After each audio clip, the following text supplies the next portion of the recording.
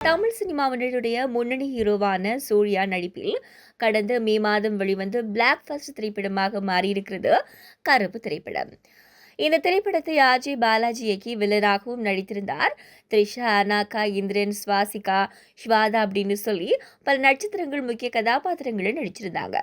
சாயா பயங்கரி படத்துக்கு இசையமைச்சிருந்தாங்க. பெரிதும் எதிர்பார்க்கப்பட்டு வெளிவந்த இந்த படம் கலவையான விமர்சனங்கள் எதிர்கொண்டாலும் கூட பாக்ஸ் ஆபீஸில் நல்ல வரவேற்பை பெற்று உலகளவில் 335 கோடிக்கு மேல் வசூல் செய்து சாதனை படைத்திருக்கிறது.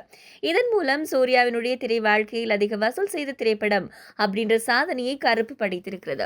மேலும் தமிழ்நாட்டில் 175 கோடி வசூல் செய்து 80 கோடிக்கு மேல் ஷேர் கொடுத்து அதில் 40 கோடிக்கு மேல் லாபமும் தந்திருக்கிறது.